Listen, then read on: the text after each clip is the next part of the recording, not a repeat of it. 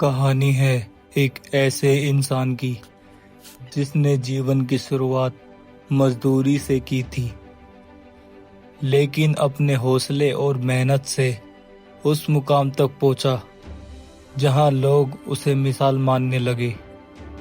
उसका नाम था रघु।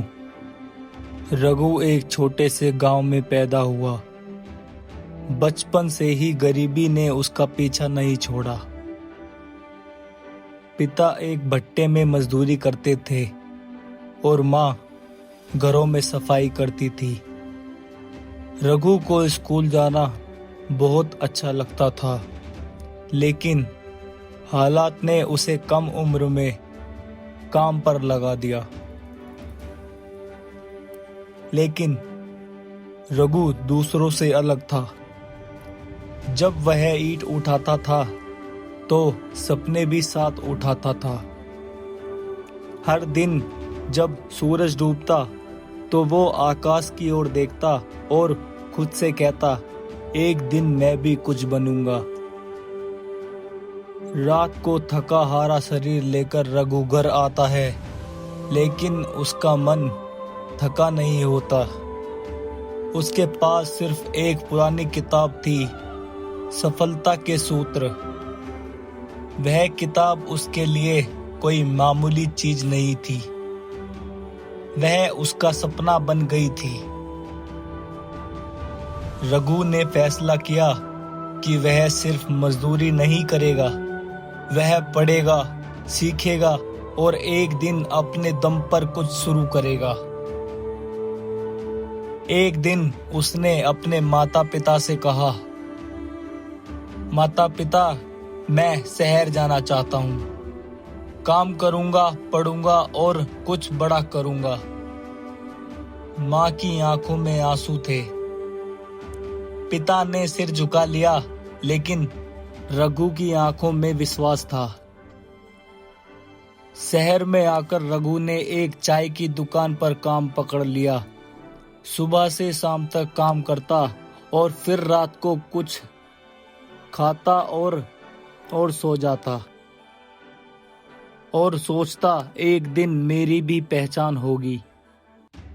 एक दिन एक ग्राहक ने उसे पढ़ते हुए देखा और पूछा, रघु, तुम क्या पढ़ते हो? रघु ने जवाब दिया, मैं बिजनेस सीख रहा हूँ। एक दिन मैं भी अपनी कंपनी शुरू करूँगा। धीरे धीरे रघु ने कुछ पैसे इकट्ठे किए और एक छोटी सी स्टेशनरी की दुकान खोली, लेकिन व्यापार नहीं चल रहा था। घाटा हुआ और दुकान बंद करनी पड़ी। लोग हंसे और बोले, मजदूर का बेटा कभी व्यापारी नहीं बन सकता।